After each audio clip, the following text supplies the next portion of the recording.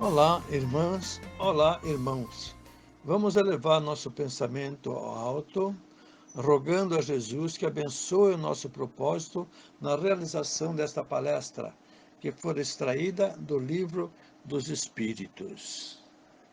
Também consultamos o Velho Testamento e os livros A Caminho da Luz, A Gênese de Kardec e Espiritismo e Reforma Íntima do professor Rino Curtis. Nos primeiros capítulos do livro Gênesis da Bíblia hebraica, há duas narrativas de criação com duas perspectivas distintas. Na primeira, o primeiro homem e a primeira mulher não são nomeados. Ao invés disso, Deus os cria à sua imagem e os orienta a se multiplicarem e administrarem tudo o que Deus havia criado até então. Na segunda narrativa, Deus cria Adão a partir do barro e o põe no jardim do Éden. A Adão é dito que ele pode comer livremente de todas as árvores do jardim, exceto da árvore do conhecimento do bem e do mal. Em seguida, Eva é criada a partir de uma das costelas de Adão para fazer-lhe companhia. Eles são inocentes, sem noção de sua nudez. No entanto, uma serpente ilude Eva, convencendo-a a comer o fruto da árvore proibida. Ela oferta também a fruta a Adão. Esses atos lhe dão conhecimento adicional, mas também noções negativas e destrutivas, como o mal e a vergonha. Deus posteriormente amaldiçoa a serpente e a terra, e diz à mulher e ao homem que haverão consequências pelo pecado de desobedecê-lo. Ele então os expulsa do jardim do Éden. Perderam o paraíso. Lemos no livro dos Espíritos, primeiro livro, capítulo 3, povoamento da terra, Adão. Pergunta número 50. A espécie humana começou por um só, homem. Resposta, não. Aquele a quem chamamos Adão foi o primeiro homem, não foi o primeiro homem e nem o único a povoar a terra. Podemos saber em que época viveu Adão? Mais ou menos naquela que ele assinalai, cerca de 4.000 anos antes do Cristo. Comentário de Kardec. O homem, cuja tradição se conservou sob o nome de Adão, foi um dos que sobreviveram em alguma região a um dos grandes cataclismos que, em diversas épocas, modificaram a superfície do globo e tornou-se o tronco de uma das raças que hoje o povoam, que povoam hoje o mundo. As leis da natureza contradizem a opinião de que os progressos da humanidade constatados muito tempo antes do Cristo se tivessem realizado em apenas alguns séculos, como teria de ser se o homem não tivesse aparecido senão depois da época citada para a existência de Adão. Alguns, com muita razão, consideram Adão como um mito ou uma alegoria personificando as primeiras idades do mundo.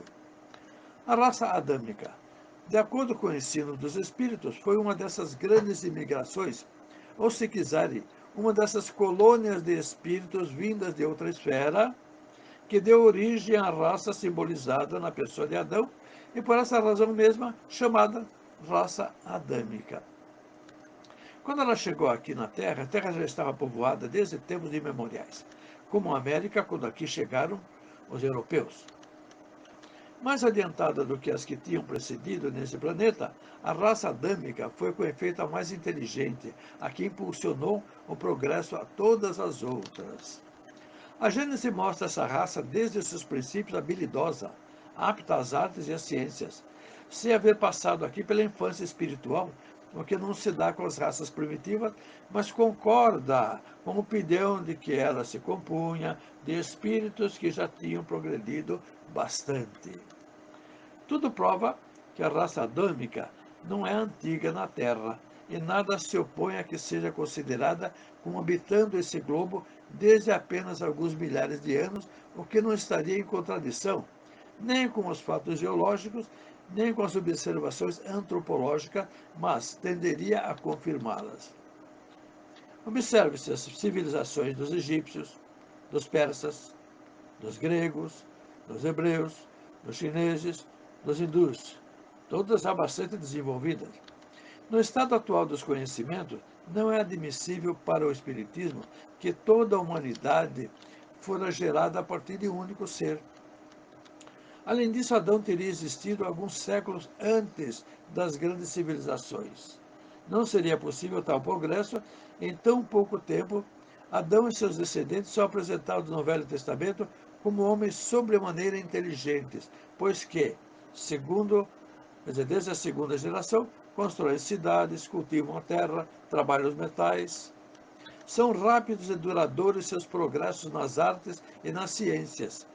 Não se conceberia, portanto, que esse tronco tenha tido como ramos numerosos povos tão atrasados depois, mais tarde, de inteligência tão rudimentar, que ainda em nossos dias apresentam limitações, que hajam perdido todos os traços e até menor lembrança do que faziam seus pais.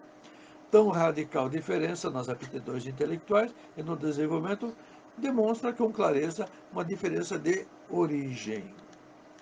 Devemos considerar a cronologia chinesa, que remonta a 30 mil anos, e documentos mais autênticos provam que o Egito, a Índia e outros países já eram povoados e floresciam pelo menos 3 mil anos antes da era cristã. Portanto, depois da criação do primeiro homem, segundo a cronologia bíblica. Documentos e observações recentes não deixam hoje dúvida alguma quanto às relações que existiram entre a América e os antigos egípcios. Como seria possível em apenas 1000 anos formar toda a população do mundo a partir de um único ser? Os antepassados do homem. Onde está Adão com a sua queda do paraíso?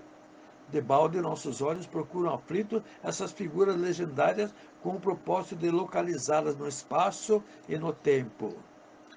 Compreendemos, afinal, que Adão e Eva constituem uma lembrança dos espíritos degradados no horizonte longínquo da Terra, assim como Caim e Abel são dois símbolos para as personalidades do bem e do mal. A antropologia, observando na década de 30 a vida e a cultura dos nativos da Polinésia, pôde fazer uma projeção de como teriam sido os primórdios do homem primitivo. O ser humano ainda primitivo, mas agora com inteligência rudimentar, porém ainda sob o guante dos instintos, sob a influência dos instintos, luta pela sua sobrevivência, e são precisos muitos séculos para alcançar o nível da cultura das primeiras civilizações. Na fase humana, o espírito ganha o pensamento contido, o livre-arbítrio e a responsabilidade de administrar sua própria evolução. O egoísmo é natural, resultado do instinto de conservação. É pelo amor à prole que desenvolve em si a capacidade de compartilhar e de integrar-se a uma comunidade. Espíritos exilados na Terra.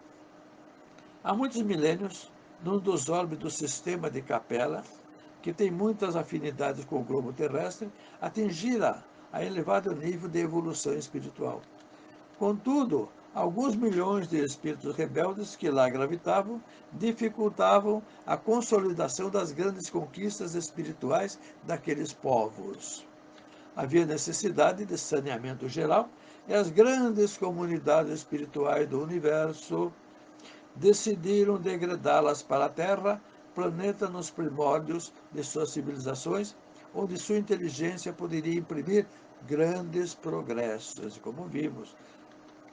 Foi assim que Jesus concebeu no planeta que governa e onde promove o reino de amor e de justiça aqueles seres sofredores e infelizes.